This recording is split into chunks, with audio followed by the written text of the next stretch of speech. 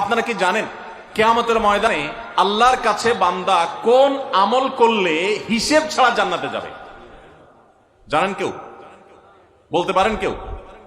ভাই, আল্লাহর কাছে হিসেব দিয়ে জান্নাতে যাওয়া কি সহজ কাম না কঠিন কাজ? আরে আল্লাহর কাছে তো অনেক দূরের কথা। আপনি যে প্রতিষ্ঠানে চাকরি করেন তার মালিকের কাছে, উপরস্থ বসের কাছে একেবারে পুঙ্খানুপুঙ্খ করে প্রতিটা পয়সার হিসাব দিয়ে একদম সবকিছুতে পারফেক্টনেস প্রমাণ করা, এটাই তো একটা কঠিন কাজ, দুঃসাধ্য কাজ।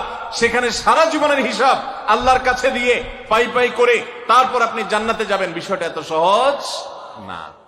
তাহলে হিসেব ছাড়া আল্লাহ তাআলা এমনিতে বলবেন হিসাব টিসাব নাই, তোমাকে এমনি জান্নাতে দিলাম, এটা চান আপনারা?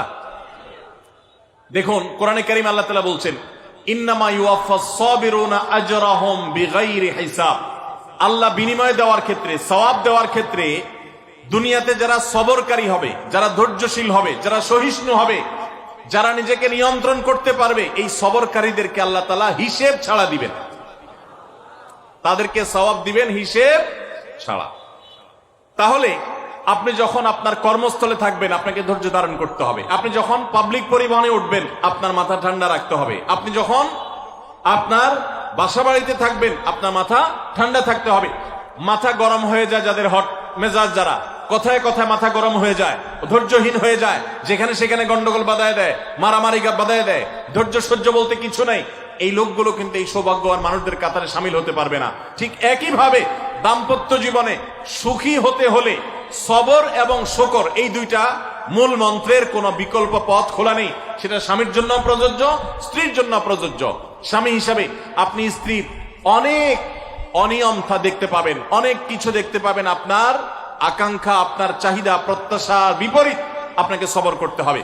ভাইরা আমার, আমাদের প্রিয় নবী সাল্লাল্লাহু আলাইহি সাল্লামের দাম্পত্য জীবনে কিন্তু টুনটান সমস্যা হয়েছে। আপনারা মনে করতে পারেন নবী সাল্লাল্লাহু আলাইহি সাল্লামের ঘর, ওনার স্ত্রীগণ সাহাবী, তারা উম্মুল মুমিনিন আমাদের মা, এত মর্যাদাবান মানুষ তারা, তাদের আবার ঝামেলা হয়েছে। ভাই, দাম্পত্য জীবনে টুকটাক সমস্যা তাদেরও হয়েছে।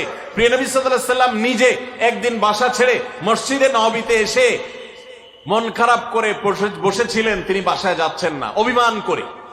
ওমর রাদিয়াল্লাহু তাআলা আনহু বিষয়টা বুঝতে পেরে, তার মেয়ে যেহেতু নবী সাল্লাল্লাহু আলাইহি সাল্লামের স্ত্রী, তিনি সেখানে গিয়ে ভেতরে প্রবেশ করে তার সাথে কথা বলে তথ্য উদ্ঘাটন করে সেটা মিটমাট করার ব্যবস্থা করেছেন।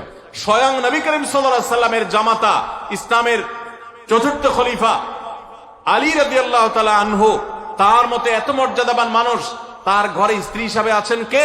মুহাম্মদ সাল্লাল্লাহু আলাইহি সাল্লামের মেয়ে, জান্নাতে নারীদের সর্দার ফাতেমা রাদিয়াল্লাহু তাআলা আনহা।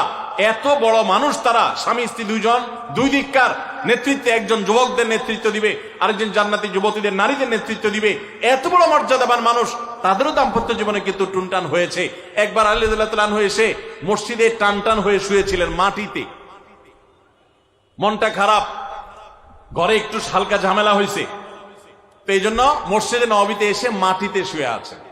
নবী করিম সাল্লাল্লাহু আলাইহি ওয়াসাল্লাম দেখে বুঝতে পেরেছেন, টের পেয়ে গেছেন যে কিছু একটা হয়েছে বাসায়। তখন তিনি জামাইকে ডেকে বললেন, কুম ইয়া আবা তুরাব, এ মাটির বাপ, মাটিতে শুয়ে আছেন, এজন্য রসিকতা করে বললেন, এ মাটির বাপ উঠো, দাঁড়াও দেখি কি হয়েছে বলো।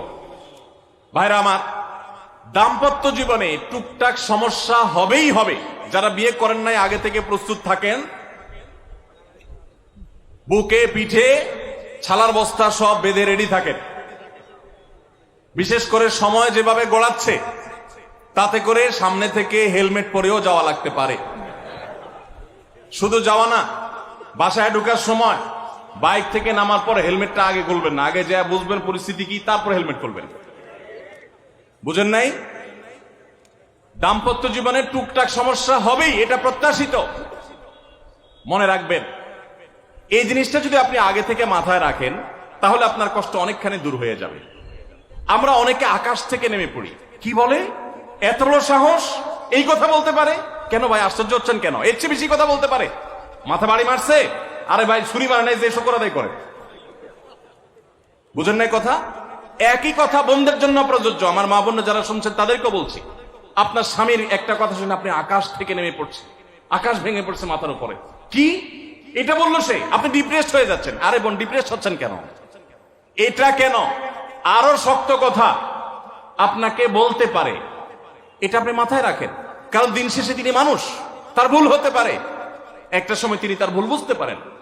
দাম্পত্য জীবনে যদি স্বামী স্ত্রী উভয়ে যদি ধৈর্যশীল না হয়, সবরকারী না হয়, হুটহাট রিয়াকশন করে ফেলে, কখনো দাম্পত্য জীবনে সুখী হওয়া সম্ভব নয়।